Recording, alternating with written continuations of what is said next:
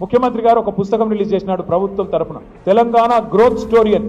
అందులో ఏం రాస్తుంది? 1,50,000 కోట్లతో మూసి అభివృద్ధి చేస్తామని రాస్తుంది. మేము అడుగుతా ఉన్నాం, మొన్నటి నుంచి నిలదీస్తా ఉన్నాం, దేనికోసం 1,50,000 కోట్లు? ఎవడి కోసం? 1,100 కోట్లతో తెచ్చేస్తే మూసి పునరుజ్జీవం అయిపోద్ది కదా అంటే, రేవంత్ రెడ్డి అనాలోచిత నిర్ణయాల వల్ల ఫార్మా సిటీ అని కేసీఆర్ పెడితే హైదరాబాద్ దగ్గర 14,000 ఎకరాలు సేకరిస్తే అది వద్దు, రద్దు, అక్కడ రియల్ ఎస్టేట్ దందా చేస్తా, మా అన్నగాన్లకు అక్కడ మా తమ్ముళ్లకు నేను భూముల స్థాపన చేస్తా, ఫార్మా విలేజ్ల పేరిట ఇక్కడ సంగారెడ్డి జిల్లా న్యాల్కల్లో, అక్కడ కొడంగల్లో, ఇంకా అట్లనే మిగతా తెలంగాణలో కూడా ఒక 20 ఫార్మా విలేజ్లు పెడతా అని చెప్పి ఏదైతే ఇవాళ రేవంత్ రెడ్డి కొన్ని వికృతమైన అనాలోచితమైన ఆలోచనలు చేస్తా ఉన్నాడో, ఈ విషయంలో సంగారెడ్డి రైతులైనా సరే, న్యాల్కల్ రైతులైనా సరే, కొడంగల్ రైతులైనా సరే ధైర్యంగా ఉండండి. మీకు బీఆర్ఎస్ ఉన్నది, మీకు కేసీఆర్ ఉన్నాడు, మర్చిపోవద్దని చెప్పి నేను విజ్ఞప్తి చేస్తా ఉన్నా. నాలాల మీద ఉన్న వాటిని కూల్చాలంటున్నారు కదా, ఫస్ట్ కూల్చాల్సింది హైడ్రా కమిషనర్ ఆఫీస్.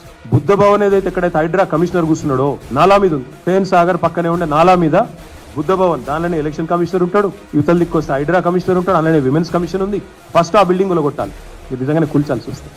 రెండోది ఏం కొట్టాలి తెలుసా మీరు?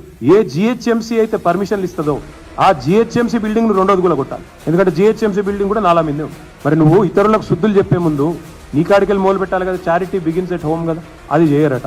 21 మంది మొత్తం ఎస్సీ ఎస్టీ బీసీ రైతులు, ఒక ఆయన విష్ణువర్ధన్ రెడ్డి అని ఆయన కూడా ఉన్నాడు, ఆయన కూడా పాపం ఇంట్లో ఉన్నాడు. వాళ్ళందరినీ పిచ్చి కొట్టుడు కొట్టినారు, చిత్రహింసలు పెట్టినారు, 3rd డిగ్రీ టార్చర్ పెట్టినారు. కొడంగల్ సిఐ, కొడంగల్ ఎస్ఐలు, వికారాబాద్ ఎస్పీ ఆయన పేరు నారాయణ రెడ్డి, వీళ్ళంతా కలిసి వీళ్ళను చిత్రహింసలు పెట్టినారు. 3 గంటలు కొట్టినారు. మేము అడిగినాం, మరి ఎందుకు మెజిస్ట్రేట్ ముంగట చెప్పలేదు, కొట్టినాడు ఎందుకు చెప్పలేదు అన్నాం. మీరు చెప్తే మళ్ళా కొడతాం, మీ ఇంటికి పోయి మీ ఇంటోళ్ళని కొడతామని చెప్పినారు. మిమ్మల్ని మళ్ళా కొడతాం, జైల్లో కొడతాం, ఇంటికి పోయి మీ ఇంటోళ్ళని కూడా కొడతామని చెప్పినారు.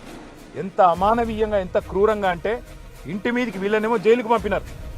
ఇంటి మీదకి బందిపోట్లను పట్టుకరానికే, ఒసామా బిన్ లాడెన్ లాంటి తీవ్రవాదులను పట్టుకరానికే ఎట్లయితే కూంబింగ్ ఆపరేషన్ చేస్తారో, 100 మంది పోలీసులు వచ్చి ఇంటింటికి పోయి తలుపులు దర్వాజాలు తన్నుకుంటూ, గుద్దుకుంటూ, పగలగొట్టుకుంటూ, తాగి బూతులు మాట్లాడుతూ, కొంతమంది ప్రైవేట్ వ్యక్తులు, నేను పోలీసు వాళ్ళు అంటలేను, ప్రైవేట్ వ్యక్తులు కొంతమంది కాంగ్రెస్ పార్టీకి సంబంధించిన వాళ్ళు తాగి బూతులు మాట్లాడుతూ ఆ ఇండ్ల మీద దాడి కూడా చేయడం జరిగింది. అక్కడ ఉన్న మహిళలు, అక్కడ ఉన్న ముసలోళ్ళని భయభ్రాంతులు, పిల్లల్ని భయభ్రాంతులకు గురి చేయడం జరిగింది.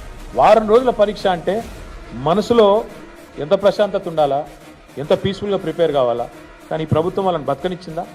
లాస్ట్ 1 వీక్ వాళ్ళు ఏం అడిగిన పాపం, కోర్టుల కేసు ఉంది, ఆ కేసు ఏందో తెగదాకా ఆగండి అన్నారు.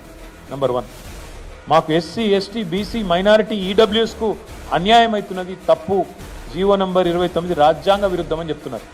దాన్ని ప్రభుత్వం పట్టించుకోదలుచుకోలేదు. గాంధీ ఆసుపత్రి విషయంలో నేను చెప్పేది ఒకటి, ఈ ప్రభుత్వం పరిపాలనలోకి వచ్చిన తర్వాత గురుకులాల్లో పిల్లలకు బువ్వ లేదు, సరిగ్గా పేదల ప్రాణాలకు విలువ లేదు. గాంధీ ఆసుపత్రి ఒకనాడు మీరు అంటున్నారు పెద్ద ఆసుపత్రి, ఇక్కడ చాలా మంది వస్తారని. కోవిడ్ సమయంలో ఇదే గాంధీ ఆసుపత్రి కదా వేలాది మంది ప్రాణాలు కాపాడింది. నడిపేవని సత్తా బట్టి ఉంటుంది, అంతేగాని కుంటి సాకులు ఎత్తుకోవడం కాదు. ఒక్క నెలలో, ఆగస్టు నెలలో 68 మంది పిల్లలు, 14 మంది బాలింతలు మరణించిన మాట వాస్తవం కాదా? 82 మంది ఒక ఆసుపత్రిలో మరణించింది వాస్తవం కాదా? దాన్ని సరిచేయాల్సుకోవాల్సింది పోయి, దాన్ని పట్టించుకోవాల్సింది పోయి, సమీక్ష చేసుకోవాల్సింది పోయి, ఇవాళ డెంగ్యూలు, మలేరియాలు, అదేవిధంగా చికెన్ గున్యాలు రాష్ట్రంలో స్వైర విహారం చేస్తున్నాయి. అవసరమైతే హెల్త్ ఎమర్జెన్సీ డిక్లేర్ చేయండి.